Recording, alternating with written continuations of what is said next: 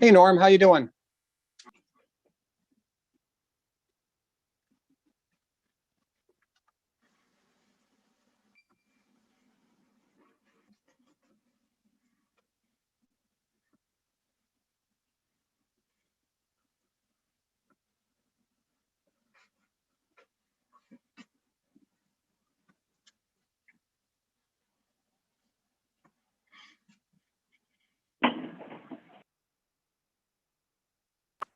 So Norm's going, he says after I called him, he was able to hear and see, but he's gonna chime out and then chime back in. And then we're gonna give it a shot.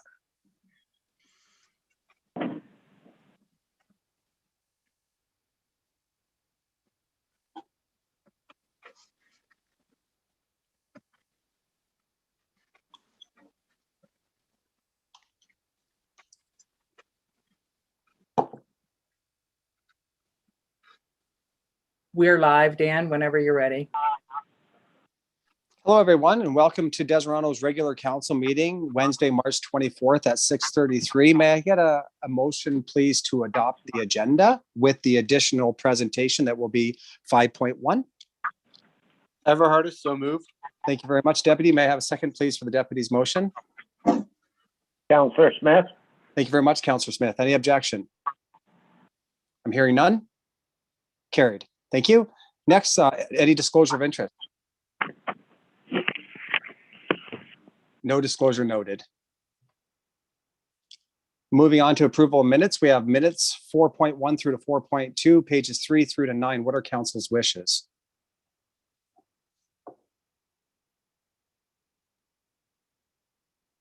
I will take one motion to approve them all. Councillor Hudson, accept to be found true. Thank you very much, Councillor Hudson. May I have a seconder, please, for that motion? Councillor Smith. Thank you very much, Councillor Smith. Any objection? I'm hearing none. Carried. Thank you very much. Moving on to 5.1, we have a deputation tonight from Byron Tan and Gary Scanlon of Watson and Associates, presentation of the Water Financial Plan and Rate Study. Hello, gentlemen. Thank you very much for joining us in Deseronto's Council. Both of you have your microphones muted. Okay, Gary just took his off. Hello, gentlemen. Thank you very much for joining us today. Which one of you are going to, thank you. Which one are you going to be doing the presentation? You will, Gary? Yes, I will. Thank you very much, sir. You do have the floor. Fantastic. I appreciate that. I think Byron's going to pull the presentation up and we'll go from there. Thank you. Pleasure to be with you. We're more than happy. What we've done is work with staff to prepare longer term capital operating rates. Thank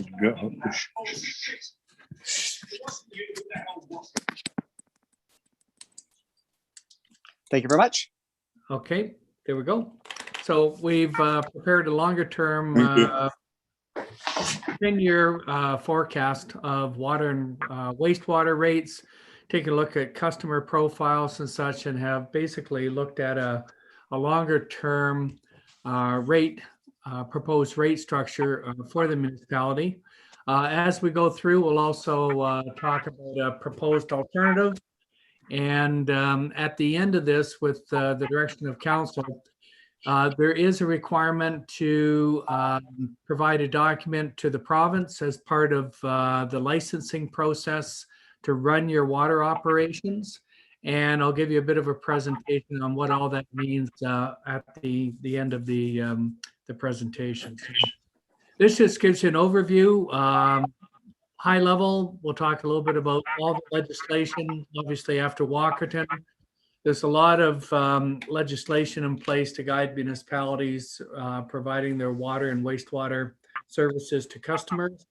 We'll then get into the calculations. We'll talk about your customers, existing profile of them, and their volumes. We'll go through capital needs, talk about operating expenditures, and as I say, we'll come back with a couple of different ways of looking at the proposed rates. And then that second last bullet, that OREG regulation, that's what we have to file with the province. And as I say, at the end, I'll talk about what the details of that are. So we'll look at the water wastewater systems. Capital infrastructure obviously is a very key area of both provincial and federal interest to ensure that the systems run effectively. Obviously providing good quality service to residents and such, and making sure that they're in a state that continues to provide the services. So as you'll see when we talk about the legislation, there's a heavy focus on the asset renewal aspects of that. And then we'll, as I say, we'll look at the future operating budget and recommend the new rates. Next slide. A couple of different things is that right now when you do your capital and operating budgets, for the most part, you have them on a combined basis. So they're almost as one combined unit.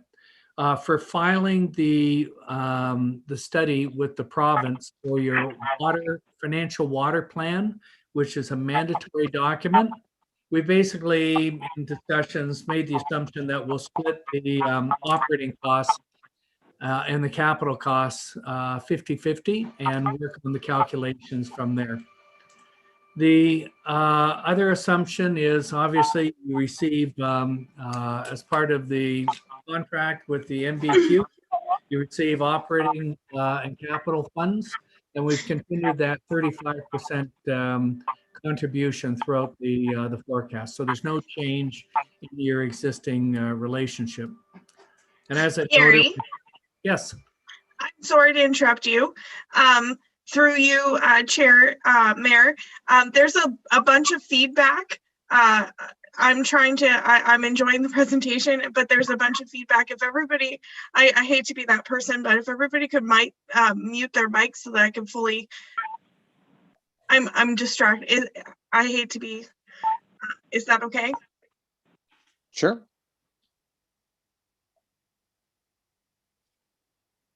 I had noted that, and I wasn't quite sure how that was coming through to the rest of the council. Okay, I wasn't sure if I was the only person hearing that. No, I heard it as well. Does everybody know how to mute their microphone while Gary's presenting? Thank you, Christine. Excellent. I'll continue along. So as we say, we've just, the first point was to take a look at your capital and operating budgets that are combined and to split them out, because for the water side, we need to isolate the water financial information to file that provincial document. We have a continuation of the relationship with the MBQ, so the 35% funding, we've assumed that continues for the next 10 years. And then, as I say, we'll talk about a couple of the issues that staff had advanced, some of the things we might want to consider. So we'll look at the first scenario is basically status quo. And the second one is to maybe make less reliance on the fixed component of the budgets of the water and the wastewater bills, and move to something that's a little bit more fixed and variable. And I'll talk about that as we proceed through the slides. As I've talked about, after Walkerton, you may recall Walkerton, 2001, very sad situation where they ended up with a situation where basically a farm had put manure spread it across their farms, heavy rains, and it washed down to where one of the wells were. It was in a kind of a low-lying area, and there was so much rain and such that all of that water that was laden with the manure basically went into the water system, causing a huge E. coli outbreak. And about 4,700 of the 5,000 people, 5,200 people were actually sick as a result, and 7 people died. That activated not only a province-wide review, but it became national and international. And actually, I was in on 2 of the six expert panels that were dealing with how to deal with the whole industry and protection and looking at the systems from an operating and a capital perspective. And at the end of the day, we ended up with different legislation, which is there to manage for the most part, the water system, but it also spreads over into the wastewater system.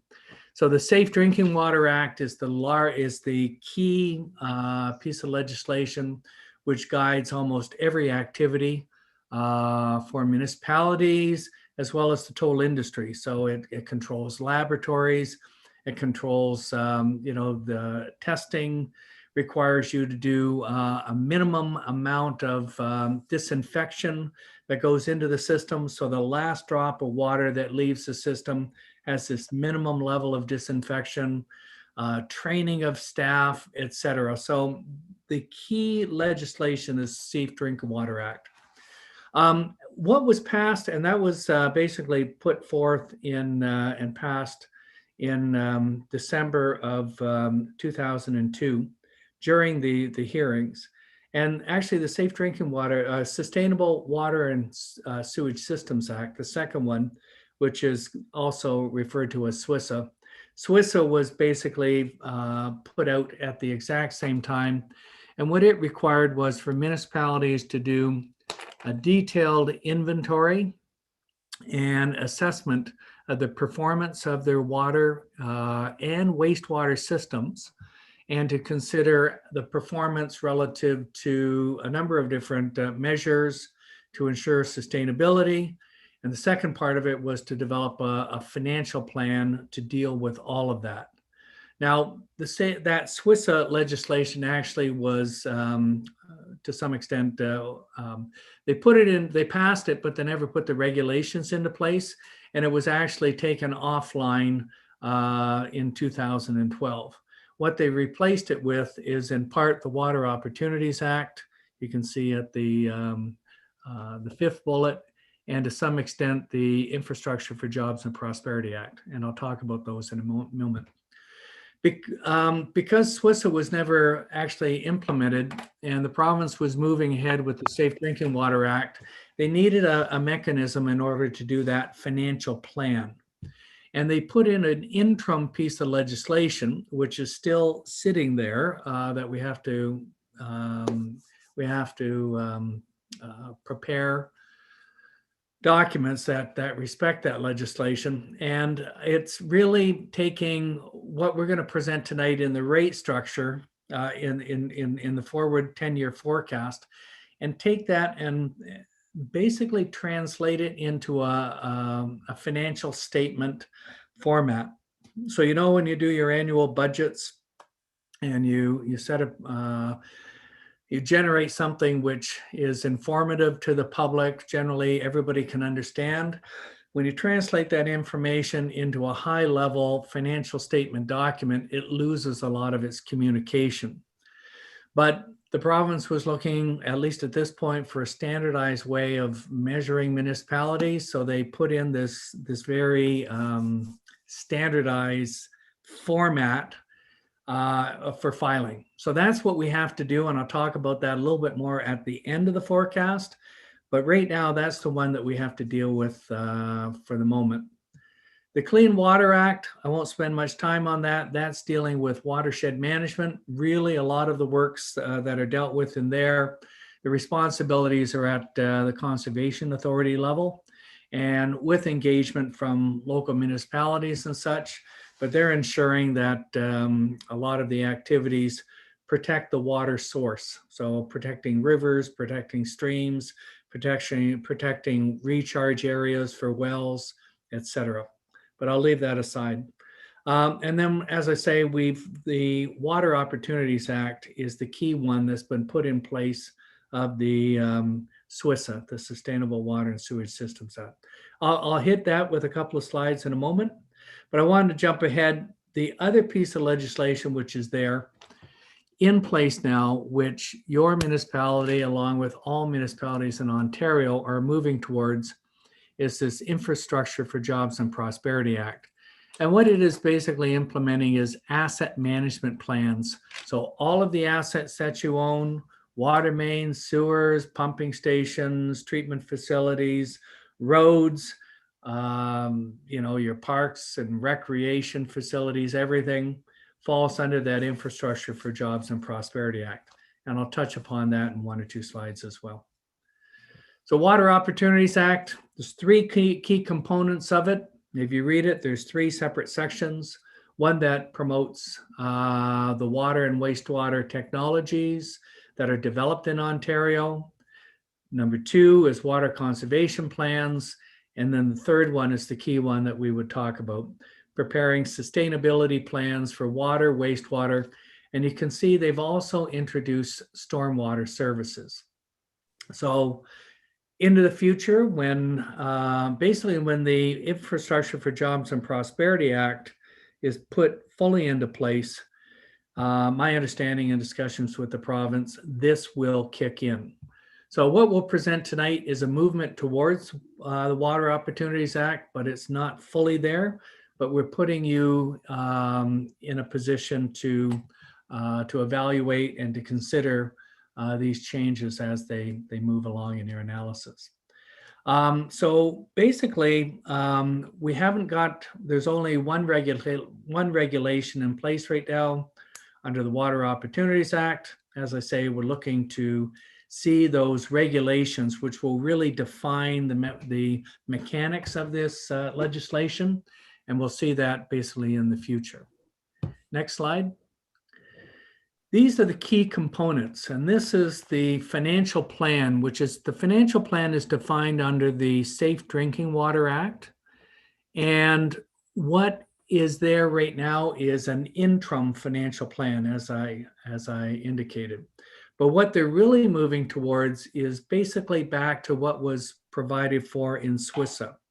They want an asset management plan for water, wastewater, and as I say, for storm.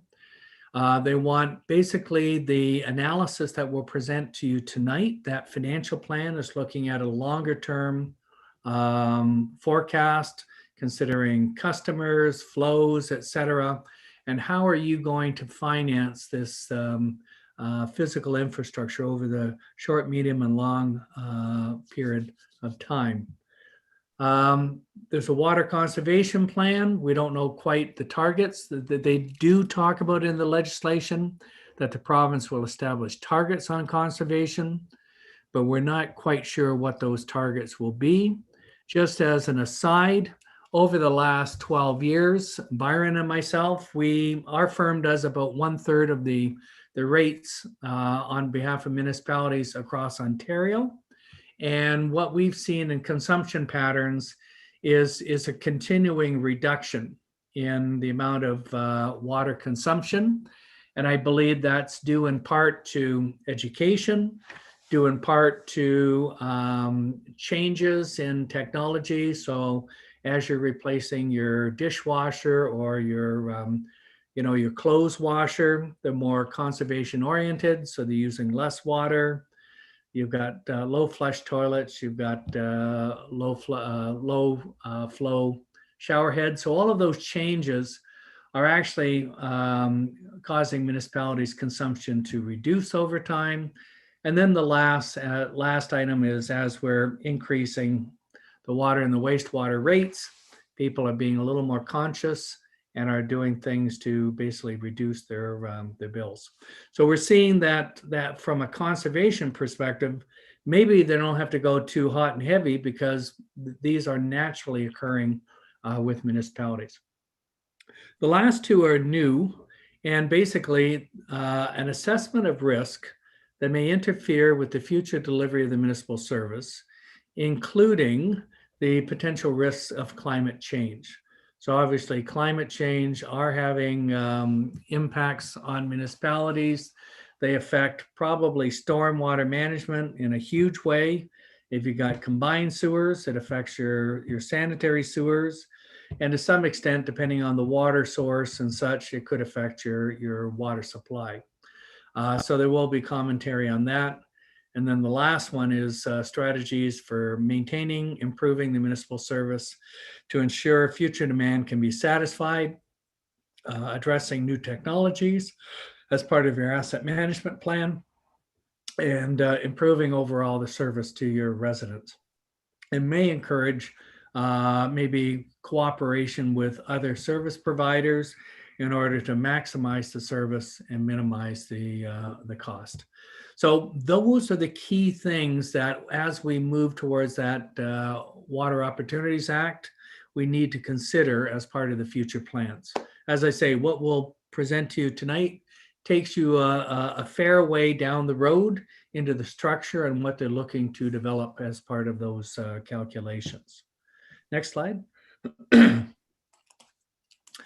I talked about the Infrastructure for Jobs and Prosperity Act. So you recall with SWISA and with this piece of legislation, asset management plan, how do we continue to provide that service, good quality, health, safety, sustainability, and then what's the cost and how do we implement it? So the Infrastructure for Jobs and Prosperity Act was put into place in actually 2017. And they had a reasonably aggressive timeline, which as of a little over a week ago, 10 days ago, and this was based on AMO reaching out, the municipal finance officers, so the key groups in the province reaching out to the province and saying, look, we need a little more time with COVID and everything else we have to deal with.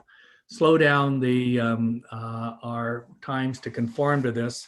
So what that little graph really gives you the updated chart. So you were supposed to, by 2019, develop the basic principles on which you were going to measure and assess your assets and establish, the framework on which you're going to evaluate the assets. We were originally supposed to have by the middle of this year, filing for all of your core assets. So that's water, wastewater, storm, and roads. You were supposed to have a detailed financial, an asset management plan. They've allowed municipalities now across Ontario out until now July 1st, 2022 to conform to the development of that plan.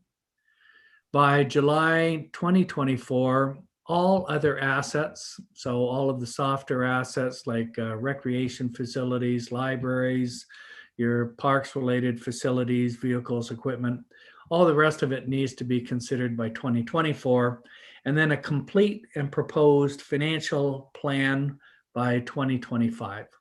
So they basically pushed this out 2 years, and as I say, the latest and greatest changes were only as of 10 days ago.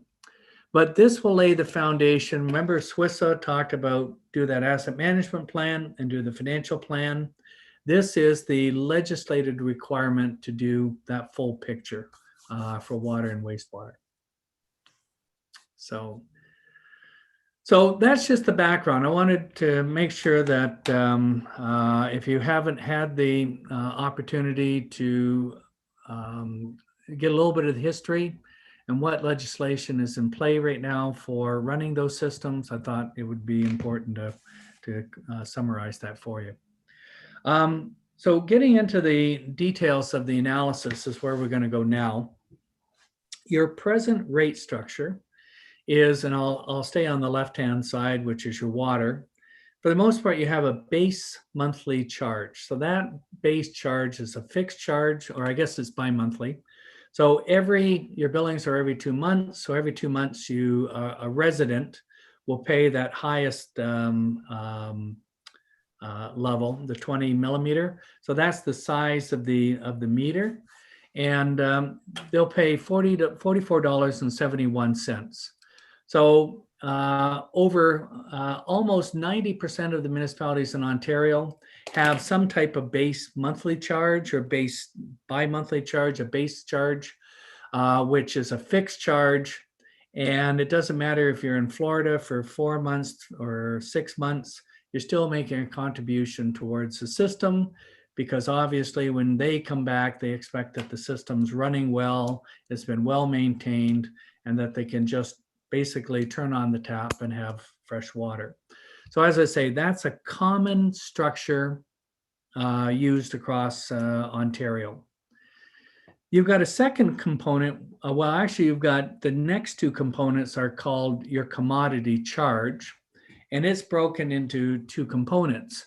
The first component also has a fixed component to it, and it says, okay, so with your bi-monthly bill, you will pay $44.71. And you, with that, you get up to 40 cubic meters of water per 2-month period. And if you stay at or below that, there's no extra charges. If you exceed that, then the second commodity charge kicks in, which is your volume charge. So once you exceed that 40 cubic meters, then you'll be paying $1.12 per cubic meter. So you've got really two fixed components to it and one variable component to your charge. The wastewater charge is basically in a very similar structure, but it's based on 86% of the water charge. What we'll present to you for the most part is this is called a surcharge rate. If the pressures over time, if there's more pressure to fix the water system than the wastewater system, then you may see your water bill going up faster. You may not want to keep that 86%. It may be something less or vice versa. You got problems with your wastewater system. So generally what Byron and I do is we calculate separate rate structures. And then if you want to relate it from a communication perspective or from a surcharge perspective, you can do it. What we'll present to you actually is breaking it apart into an actual rate, because I think the mechanics of it are a little more representative if we can actually show it on a volume charge and a base charge basis. Okay, so there's our starting point. Scenario 1 will basically stay status quo. So what you just saw there, we'll be looking at moving that structure into the future. I'll explain the scenario 2, and basically where it is it's going to break that second component, that fixed commodity charge component, and look to adjust that over time and really evolve away from that fixed charge and move more towards that volume charge, so more of the variable. But I'll show you that in a moment. The growth forecast right now, you've got we've got a certain number of customers. I'll show you that in a minute, that are hooked to the system. But we do have a forecast that as we move out over time, we're anticipating additional residential units hooking up to the system. Obviously, when they hook up, they'll make contributions, so there's additional funds that'll be paid into the water system. Similarly, more money into the wastewater system. If you look at the first column on the left, that's the years. The second column talks about during the year how many additional users we would expect to come on stream. And you can see that if we, for our analysis purposes, if we expect that during the year, 8 new users will hook to the system, we're not going to get 100% revenue from each of those 8, because some of them will come on in maybe February, some of those users will come on in May, some will come in August, some will come on stream in October. So you're not going to get as full year revenue from all of those 8 customers that hook up during the year. So if you take a look as we go out, you can see in 2021, we've said, okay, 8 new customers. We're making the assumption that they'll generate the equivalent revenue of 4 new customers. So basically, we're saying each new customer will generate in their first year a half a year's worth of revenue. And then you can see as we move into 2022, obviously they're there for the full year, so they'd be generating a full year's revenue. So we've looked to measure this over time. And for the most part, we're assuming 8 or 9 units each and every year over the forecast. So about, by the time we hit the end of the forecast period, about 84 new users hooking up to the system.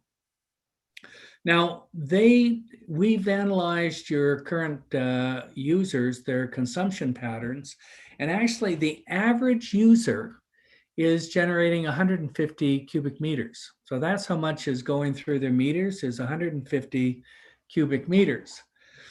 So if we're going to forecast and look into the future as to the future volumes, and this would probably be more related to our scenario 2, because if these new people are coming on and they get 40 cubic meters every 2-month period, that commodity rate basically says if you're not consuming 240 cubic meters for the year, then you're paying that full charge. There's no more extra volume charge. But if we phase out that fixed commodity charge, we then have to look at, okay, how much volume are we actually going to charge within the system?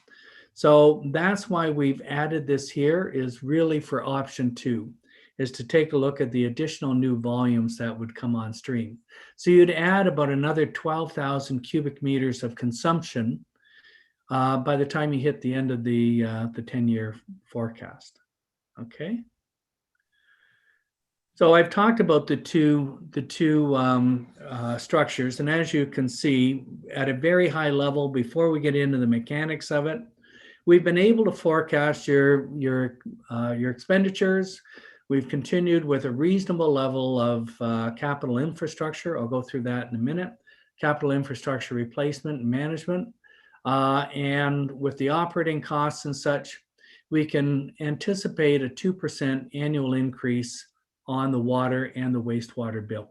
Okay. It's very enviable for many municipalities to be able to say that their rates are going at inflation, because certain places we're seeing very extreme increases occurring. That's a function of the system, how it's performing, any issues, problems they have to address. So many others are going well in excess of inflation. But what we've assumed right now is 2%. And until you come back with that very detailed asset management evaluation that really informs how things are performing on the capital side, it's a little difficult to make any detailed assumptions, but we'll give you some perspective in a minute. But for right now, status quo, anticipate 2% per year. If you've got a water bill of X number of dollars and a wastewater bill, expect that will change at 2% per year. Scenario 2, we've had discussions with staff, and as we understand that as they talk with different customers, some of the customers that who know that they have low usage. So maybe you have a retired couple that don't really water the lawns too much. Their usage for inside use isn't extreme. They may be well below that 240 cubic meters a year. And as you can see, the average for your customers is running at 150. So there's a number of people that are below that. So the discussion is to say, okay, what if we decided to move away from that second part of your rates, that commodity fixed charge, and reduce it over time and phase it out, and then move to basically a full move away from those costs and put those costs onto the volumetric charge. Now, what that means is if we remove that and put it on volume, the individuals that are consuming or are very conservation oriented, their bills would drop. Individuals that are not necessarily conservation oriented will either stay status quo, or if they're consuming over 240 cubic meters in a year, then their bill will go up a little bit. And then there is a movement towards your higher volume users who will pay obviously even more, because that fixed component, I hate to use the word free water, but the water that's embedded within that fixed amount, that's now gone. So they're paying for every unit of water that's going through their meter. So within that, you'll see that there'll be some adjustments, and we'll have to basically try and balance it. Now, there'll be a difference between the base charge and the volume charge. The mechanics of it is I don't want to focus on the volume rates because it seems like they're a large increase. But as I'll show you later, that what we've looked at really is the overall bill for both water and for wastewater in order to try and balance the overall bill to the residents. Part of this is making adjustment to the wastewater charges, removing it from that 86%, but putting it at 100% of the water, basically equivalent rates. But as I show you, for many of the customers, that'll actually continue to have a downward impact on their bills. And it'll be the high volume users that'll sustain a higher charge, but we'll give you some perspectives on that. So scenario 2, once again, is varying from what you have today, moving more towards a volume charge. So you'll have more control on your bills because part of it is a function of how much water goes through your meters. Okay. So Gary, we have the presentation in front of us. We're already a half hour in. We're only halfway through. Is there any way that we can move it along a little bit and just hit the highlight of the points that we need to hit today? Absolutely. I apologize for that. No problem. Yeah, I was just wondering if we can just hit the highlight points and then we can go from there with questions from the council. It's really easy from this point. So if we move, Byron, if we move along. So this just gives us some of the detailed calculations that are there. You'll see it in our report. It's basically to undertake those calculations. If we go to the next one, so there's the status quo, and then you can see here the highlighted area is the phase out of that fixed commodity charge. So what we'll be presenting is by the time you hit 2024, you would have that base charge plus a full volume charge. So we phased it out over the 3 or 4 year period. Next slide. What we've included in the capital plan, go to the next, is for water over the 10 years, we've averaged a little over $1 million a year. You can see we've got some carryover financing that we need to do on some existing works. We've provided, remember, I talked about asset management. So we've got provisions for some capital replacement and water meter replacement. And then there are mandatory studies that you need to consider every 5 years for water. So in total, we're about 1.1 million. The next slide gives you our budget for wastewater. You can see we're running at just under $800,000. Once again, life cycle, there are some upgrades to the lift station, and then we've provided for some asset management replacement. Next slide. Not a lot of magic there. A lot of the funds that'll be generated are going to be internal funds. So you're either paying for money that you take from your rates, put it in your reserves, and then reserves to fund the capital. You may consider debt, or obviously we've got contributions from MBQ. There's a potential of grants. With the COVID, we may see some Build Canada type of funds that we saw from 10 years ago coming out. But as of right now, there's been no announcement, so we haven't incorporated that. However, it may be there into the future. Next slide. We do have a little bit of money in the bank. So we've got roughly about 430,000 in total. We've allocated 50% to water, 50% to wastewater. And then here's how we've looked at the financing. So for the most part, we're not using debentures to a great extent. We would look for that, for the water component, some level of debt. But then the rest of it's either contributions from MBQ, which is part of their arrangement. The rest we would look really, for the most part, generating from every year, putting some money from your water bill into the reserves, and then from the reserves to fund the capital program. And just to put it into perspective, this is where the province is focusing in on with this asset management. Not a lot of your system, but you do have some components of your water systems that date back over 100 years. Your wastewater system, but the rest of your water system, really, for the most part, the biggest part is in the 60s, 70s, and 80s. And then your wastewater dates back to the 70s. But still, if you're in the 1970s and that was built, you're somewhere around 45 to 50 years. That system is 45 to 50 years old. They don't last forever. And depending on the type of material, how it was constructed, how it's been maintained, how it's been performing, you may get somewhere between 50 and 100 years out of pipes and such. So this is where the province is saying a lot of this infrastructure is aging. We need to start developing these asset management plans to deal with it. If you look at your water, you've got about $21 million worth of assets. For your wastewater, you've got a little over $21 million.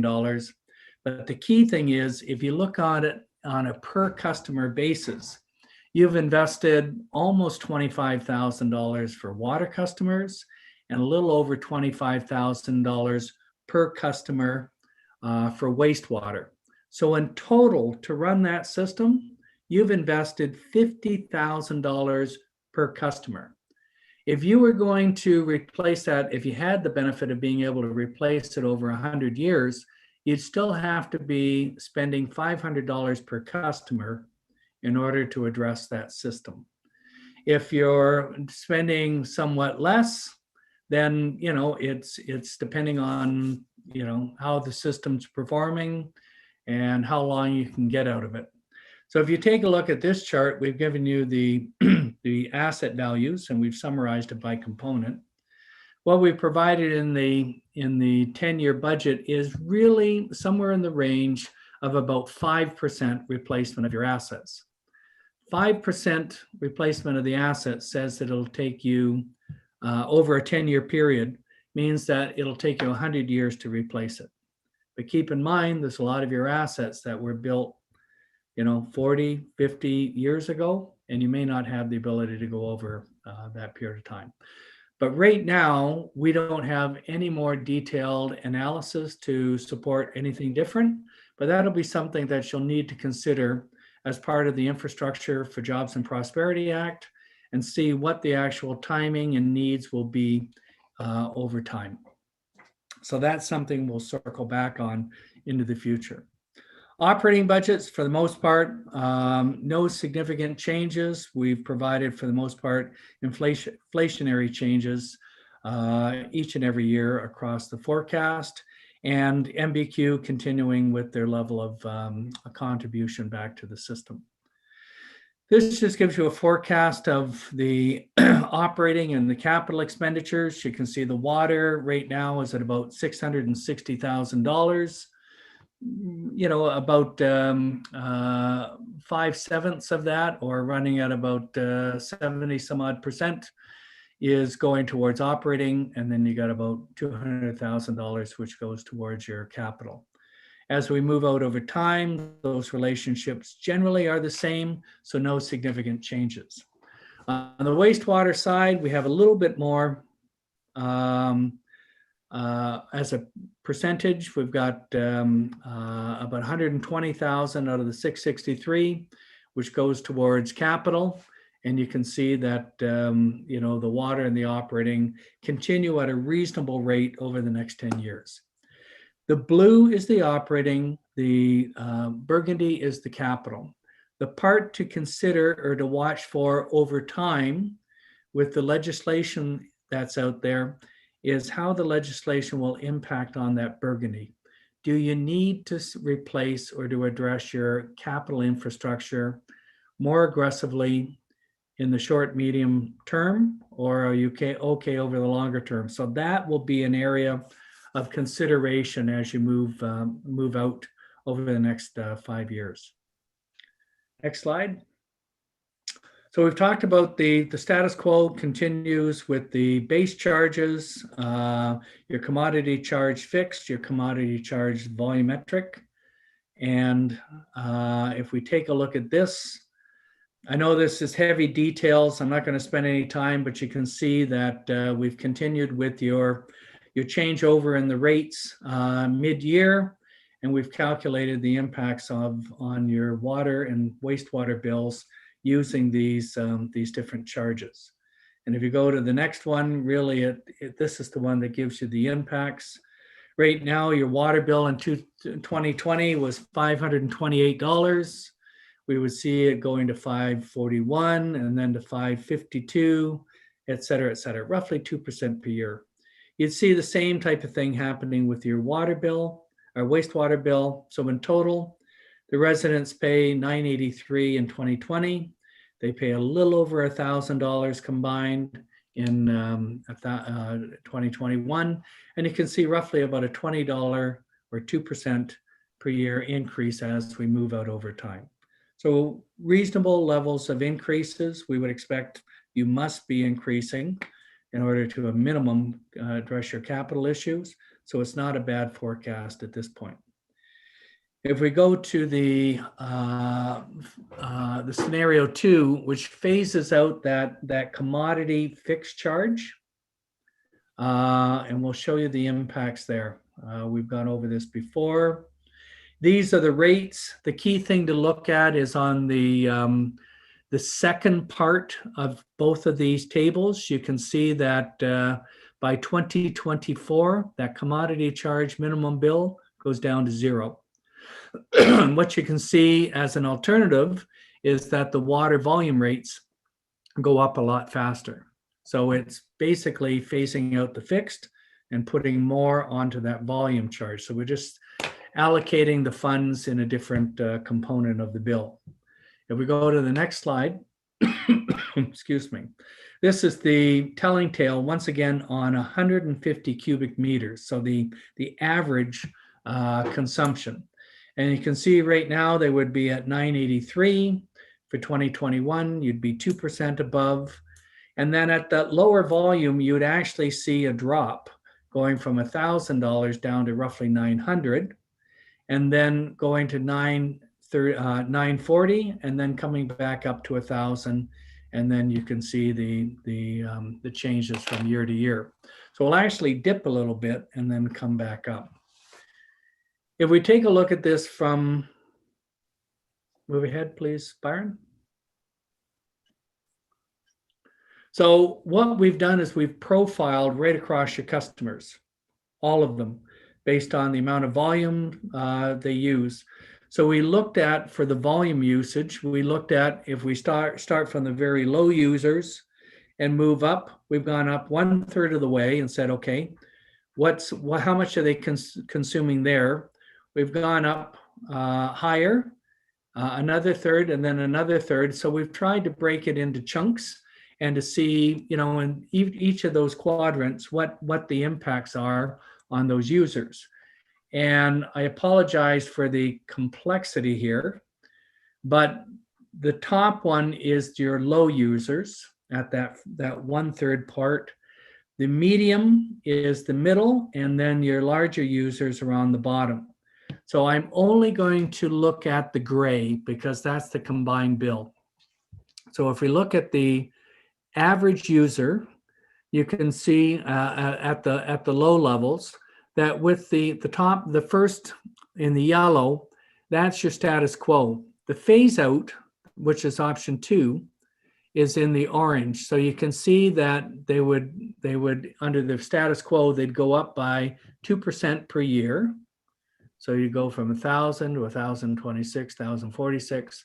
In the phase out, they'd actually drop down to 820, let's call it 828, then back down to 719, and then start to come back up. So by the end of the 10 years, they'd end up at almost the exact same spot that they were starting at. So they'd be back up to roughly $1,000. For the medium level, you'd see that they would start at 1,000, and then they would drop down under scenario 2 to 888. So they don't drop quite as far, but then they'd start to increase back up to 924, 991. And then roughly by the 2024, 2025, they're back to where their bills are today. And then they would basically be increasing from that point forward. If you were a large volume user, what you'd see is your charge is at about $1,140. it would increase to 1263, then 1341. So you'd be increasing in the range of $80 to $100 per year. But these are on very large volume consumers. These guys are consuming over 300 cubic meters a year, and that's their respective bills. So through you, Mr. Mayor, these are the two alternatives, and ultimately we've tried to give you the impacts of each of these in order to address from one perspective more equity by eliminating that second fixed charge and moving to more of a base charge and then a volume charge over time. Next slide. And this just gives you a representation based on the 150 cubic meters. If you were, the yellow represents status quo going up by 2%. The orange represents the reduction going with that new scenario. Next slide. So really quick, I'm not going to spend much time on the financial plan, only to say that it's the financial plan's mandatory. We must get this put together and filed to the province, and I think they're looking to see this over the next week or two. So the two scenarios we provided you, there's not a significant difference in the financials if we put it into a financial statement perspective, minor details.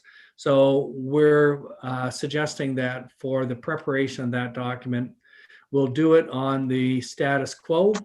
If you move to the other, as I say, the other format, at a total rate, there's minor variation because you're still, for the most part, collecting the same amount of revenue. So we'd suggest we'd be able to move forward and file that document with you. And just if we go to the last, this slide, sorry, this chart, go back one. Really, this is the, and I hate to talk in accounting terms, but the rate study is really something where it's based on actual expenditures, actual money, checks that you're going to cut. When you move to a financial statement, we do all of these different accruals. We have different definitions. So the way that we take that one document and translate it into another is considerably different, but I'll leave it there. And then the next steps basically is for council to, we're happy to, well, we'll file the document for the province, and then we'll work with council and staff wherever you'd like to go, or whether there's some additional refinements you'd like to consider. We're more than happy to do that on your behalf in order to develop a rate structure which meets all of your needs. So that finishes my presentation, Mr. Mayor. Thank you very much, Gary. I really appreciate it. Thank you, Byron, for your contribution as well. I'm going to throw it out to the table. First, may I get a motion, please, to receive the presentation and get it on the table? Deputy Mayor. Thank you very much, Deputy Mayor. May I have a seconder, please, for the Deputy Mayor's motion? I would second that. Thank you very much, Councillor Clark. So it is on the table. We're going to receive it. There's a lot of work that we need to do over the course of this year for the 2022 budget season. So this will definitely be handy. I'm sure we will be in touch. With that being said, anybody on council, do they have any questions for the gentleman at the table? Deputy Mayor, you put it on the table. You're more than welcome to start the conversation if you wish. Nothing, thanks tonight, Mayor. Thank you very much. Does anybody else have any questions for the gentleman? Not at this time. Thank you. Well, thank you, gentlemen. This definitely something that we've talked about as a council over the last 20 years, is just to see what a scenario would look like with respects to going to a revenue neutral situation from the bulk buying that we're doing currently. So it's very interesting. I do appreciate the effort, the time that it took to put this together. I'm sure we will be in touch. Thank you, Mr. Mayor, members of council. It's a pleasure. Any closing comments from either of you two gentlemen? No, we're other than to compliment staff. They've been fantastic in working with us through this process. So it's been a pleasure to work with the municipality. Thanks. Rob, you're on the call. Is there anything you'd like to add before I close off this discussion piece for this evening? No, we went through it all. Thank you very much. And thank you for your contributions to this whole project as well, Rob. I really appreciate it. Thank you, gentlemen. All in favor of receiving? Hearing no objections? Carried. Thanks, guys. Take care. Thank you so much. Okay, we're moving on to the approval of accounts. We have 7.1 pages 10 through to 12, schedule of accounts 6-2021 for a value of $164,655.66. What are council's wishes? I would move acceptance of that, Your Honor, if found to be correct. Thank you very much, Councillor Clark. May I have a seconder, please, for that? Everhardis. Thank you very much, Deputy. Any objection? Any comments or clarification required? I'm hearing none. Carried. Moving along into staff reports, we have staff report from the Deputy Treasurer report regarding LAS. It's pages 13 through to 39, 8.1. May I have a motion, please, to get it on the table? Mayor, could I move that we approve the recommendation? Yeah, you might as well. Sure. I I'll take- then so do so. Thank you very much. Do you have a seconder for that? So just so everyone knows, the recommendation being moved right now is that if council decides to join the LAS buying group, we're not bound to be obligated by this. It's just given us additional buying power, put us more into like a cooperative buying negotiation group. So that's what the motion is. Nothing's binding. It just gives us a little bit more power. With that being said, we have a motion to accept the recommendation put forth by the Deputy Treasurer. May I have a seconder? I would second that, Your Honor. Thank you very much, Councillor Clark. Any further discussion required? I'm hearing none. Carried. Thank you very much. Next, we have CAO report 8.2, 40 to 43. This is with respects to the committee structures that we have discussed at the previous council meetings. May I please have a motion, please, to get it on the table? Everhardis so moved. Thank you very much, Deputy. May I have a seconder, please? Counselor Hudson. Thank you very much, Councillor Hudson. It is on the table. So I'm just a couple quick comments from me, and I'm sure Deputy, Deputy, do you have anything you'd like to say at this point before I go ahead? I'll defer to you, sir. Thank you very much. Okay, so with that being said, it looks like we've all taken a look of the terms of reference for these committees. So we've got the Planning and Development Committee where all council members will sit on this, and this will be a scheduled quarterly meeting or as needed. So that's why it indicates 4+. Second, we have a committee named Finance and Administration. I would ask that we change that to Operations opposed to Finance and Administration, because although it is part of a Finance and Administration, I think Operations really would capture it a little bit better. This would be a monthly or as required, so the minimum amount of meetings would be approximately 12. In addition, we have the third committee, which calls it Revitalization, Tourism, Recreation, and Culture Committee. I would ask that we change the name of that committee to Community Development Committee, as not to I guess have any correlation to other committees or other efforts that we made in the past. This is a bit of a new committee, so I would like to see community improvement and be considered for that. Same terms of reference, it's monthly or as required, minimum of 12. There's also a recommendation from the CAO to approve this with the additions of the council members that were stated in my document to council. We would all sit on the Planning and Development Committee, the Operations Committee. It would be the Deputy Mayor would sit on that. Councillor Smith would sit on that, and I would sit on that committee. And then the Community Development Committee or Improvement Committee, however we choose to word it, that would be Councillor Clark, Councillor Hudson, and myself that would sit on that committee. Deputy Mayor, do you have any comments, or? Just a question through you to the table. Looking at the mandates and objectives, it looks like the mandates are fairly broad. Is there anything else that we do need to add to those? Is there anything else that council wants these committees to look at? As Thank far you. as far as specifics go, like, I'm just gonna pull up my original document that I sent just to make sure that it captures all that. I did look at it a little earlier, but I just want to take a quick look just to see. But if any other council member would like to comment, I'd be more than happy to take them or give them the floor.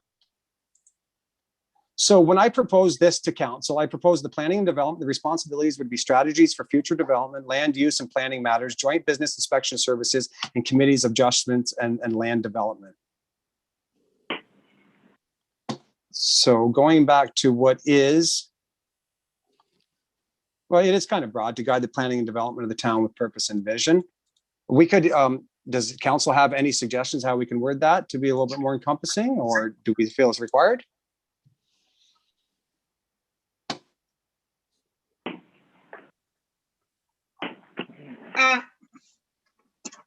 Counselor Hudson. Yeah. I like both of what you just said and what we have already in front of us. Is there some way we can meld those two things together?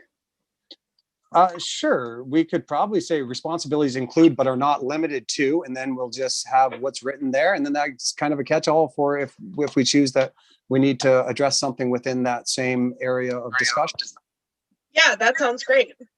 Mayor, Yes, may I also propose an amendment as well? absolutely. For all three committees, any matter referred to by council. Okay, so we would ask that we have responsibilities include but not limited to, and then we have the discussion points that are indicated in the mandate, and then with your additional verbiage, Deputy? Any matters referred to them by council, Okay, or referred to the committee by council. that would pretty much catch everything.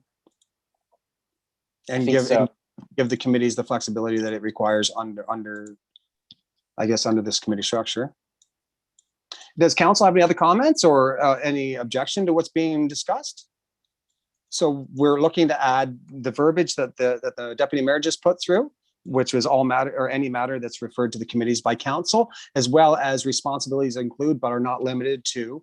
And then in that situation, it would be to guide the planning and development of the town with the purpose of vision for the one, to discuss items related to finance and administrations and operations would be the other one.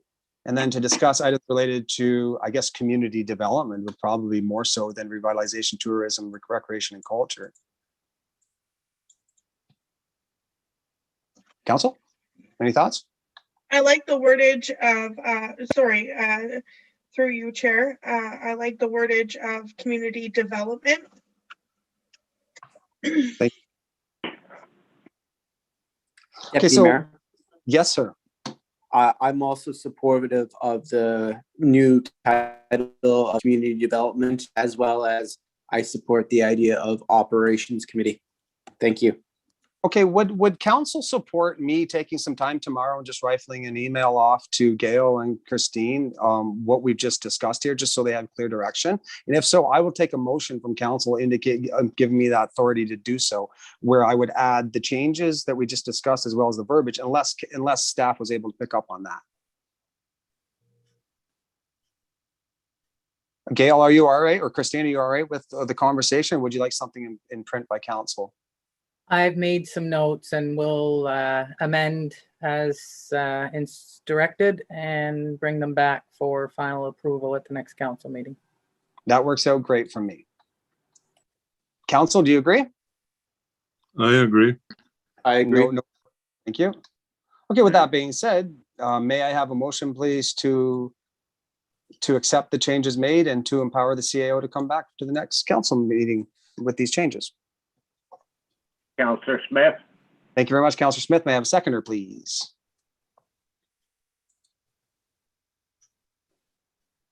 I'll second. Thank you very much, Councillor Clark. Any further discussion required? Any objection? I'm hearing none. Carried. Thank you all. Very much appreciated.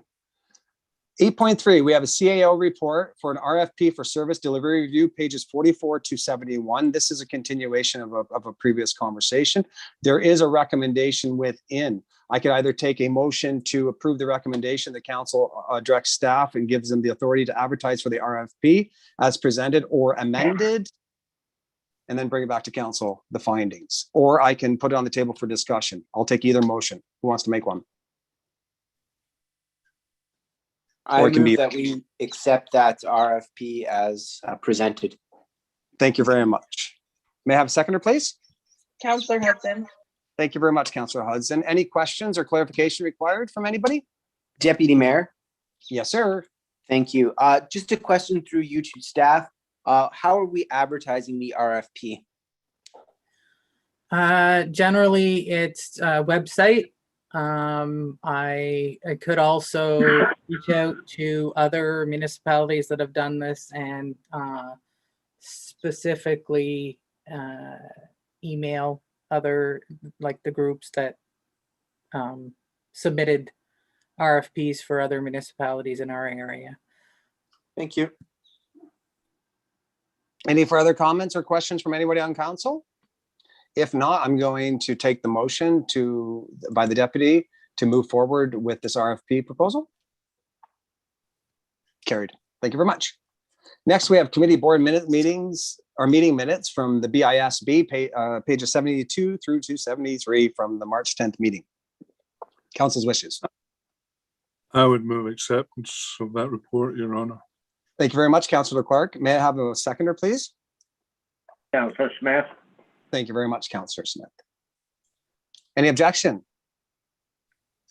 I'm hearing none. Carried. Thank you. There are no action items to discuss tonight.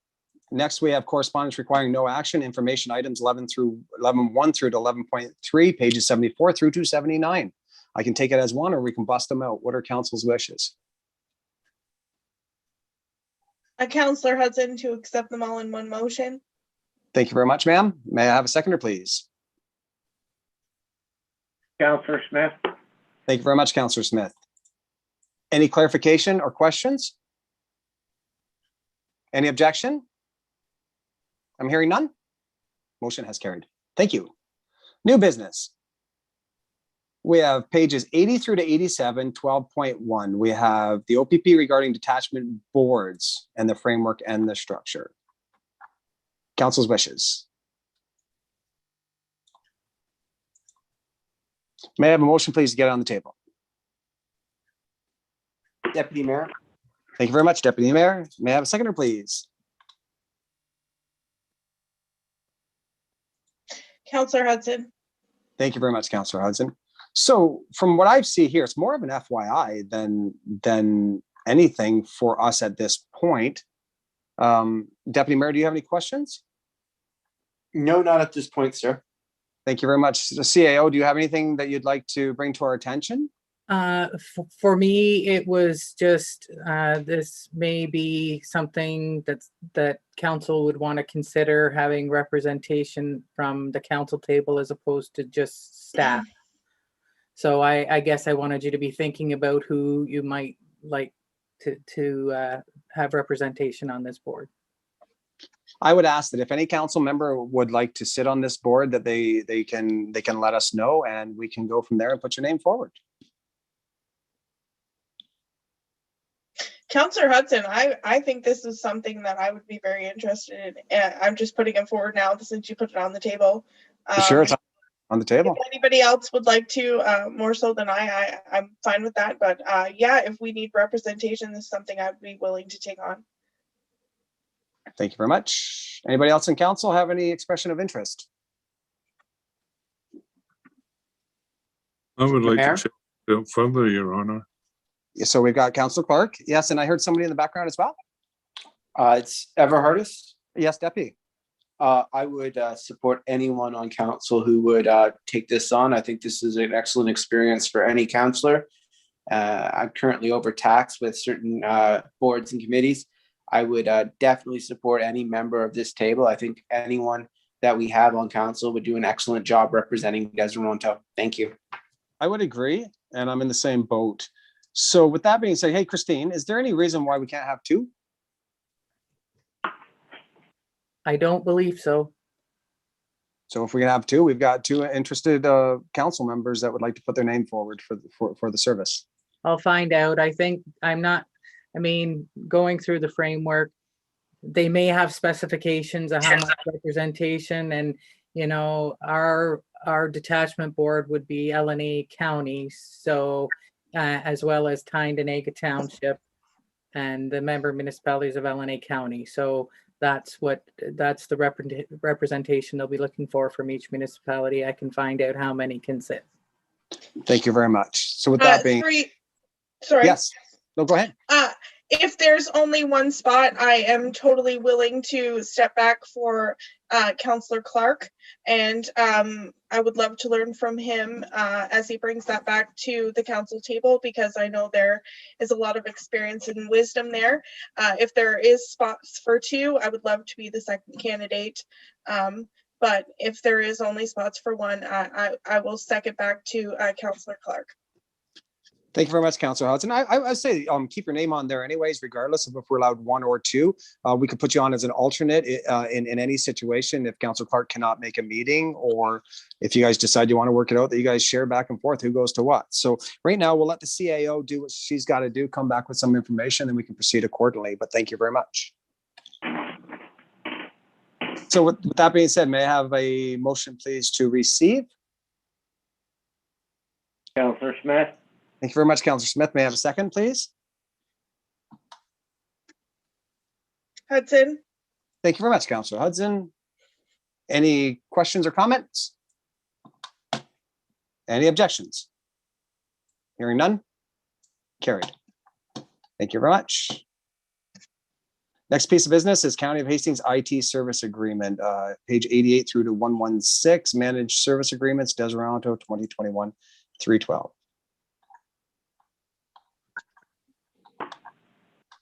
Motion, please, to either accept or get on the table for discussion. Mayor, I move that we accept this. It's something that we've been looking forward to for a long time. Absolutely. May I have a seconder, please? I'd second that. Thank you very much. Any further comments or questions? Any objection? I'm hearing none. Motion has carried. Thank you. I will bring it back with a bylaw for signing at the next meeting. Thank you very much, Christine. So have you spoken to Larry? He's all ready to go?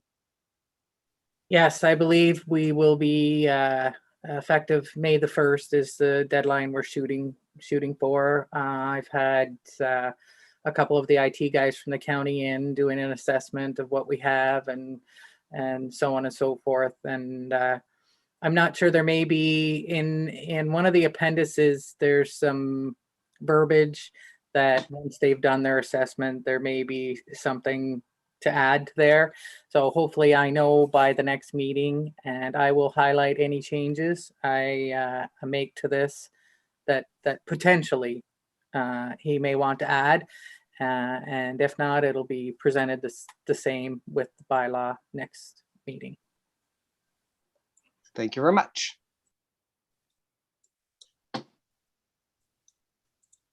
I called no in favor on that, did I? If not, all in favor? Hearing no objection, carried. Thank you. Notices of motion, we have none. Announcements. We'll go around the table. We're going to start with Councillor Smith. Councillor Smith, do you have anything? No, not tonight, Your Honor. Thank you very much, sir. I'll take Councillor Clark. Just thank you to the employees for the job they do for us. And once again, everybody abide by the rules and keep safe. And Thank you wish very much, sir. everybody well. Thank you very much. You as well. Councillor Hudson. Any comments tonight? Yeah, thank you. Just on a perspective for our province, on the 21st was World Inclusion Day and Down Syndrome Awareness Day. Big shout out to wearing your crazy socks that has happened this week, and just a shout out to that, which is something I'm super passionate about with inclusion education. So shout out to World Inclusion Day. Thanks. Thank you very much. Deputy Mayor, do you have anything to add tonight? I'll hold off until next meeting, but thank you, Mayor. Thank you very much. Okay, we're moving on to, we have no bylaws. We have nothing in closed session tonight. We will have a bylaw to confirm the proceedings of council, which Councillor Hudson will read here in a moment.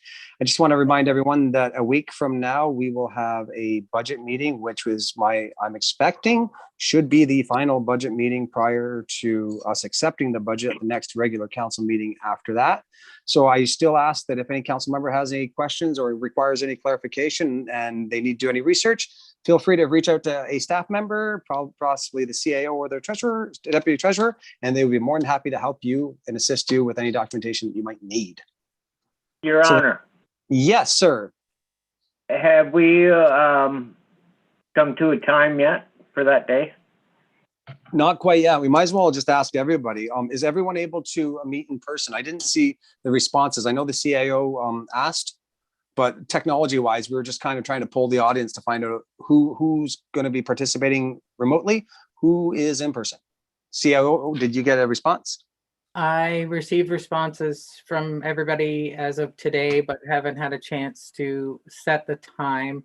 I just was looking for some clarification from the deputy mayor. There's a library meeting that night. Yes, Christine, the library board meets the last Wednesday of the month, so that is the 31st at 5 o'clock. Okay, so I expect either we have to go extra early or wait until after the library meeting. Unfortunately, due to work commitments, I will not be able to do extra early, but I can definitely do after the library meeting, which would be our normal 6 o'clock start. That's 6:30. the situations. Oh, I think budget wise, we hit 6 o'clock. Right, but the library meeting goes to 6:15, I understand. Oh, it's going to 6:15. So we'd be 6:30 for the meeting.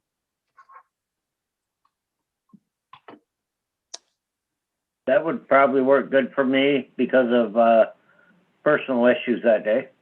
Fair enough, sir. We'd like to have everyone there. It's the final meeting. So if anyone has any conflicts, throw it out there. Definitely workable.